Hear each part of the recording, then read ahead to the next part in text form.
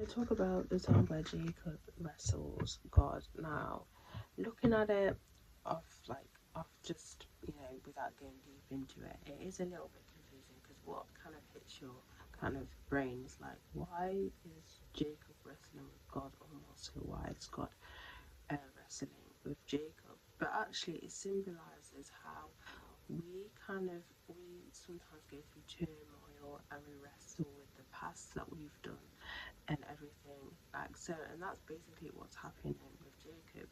He's wrestling with the identity he has that God has given him, but also the fact that he needs to reconcile with his brother and the turmoil with that.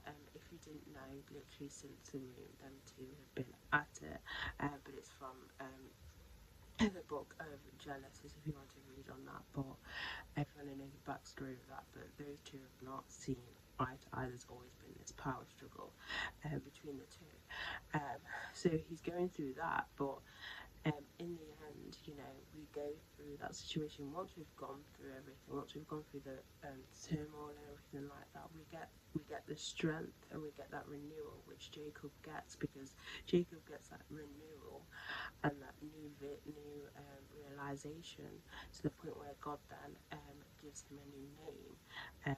So yeah, I'm going to read it. So this is from Genesis chapter 32, and this is from verse 22. And it says, that night Jacob got up, took his 2 wives and his 2 female servants and his 11 sons and crossed the ford of the Jabbok. And he had sent them across the stream. He sent over all his possessions. So Jacob was left alone, and the man wrestled with him till daybreak. When the man saw that he could not overpower him, he touched the socket of Jacob's hip, so that his hip was wrenched as he wrestled with the man. Then the man said, let me go, for it is daybreak. But Jacob replied, I will not let you go unless you bless me. The man asked him, what is your name? Jacob, he answered. Then the man said, your name will no longer be Jacob, but Israel, because you have struggled with God and with humans and have overcome. Jacob said, please tell me your name. But he replied, why do you ask my name? Then he blessed him there. So Jacob called the place Peniel, saying, it is because I saw God face to face, and yet my life was spared.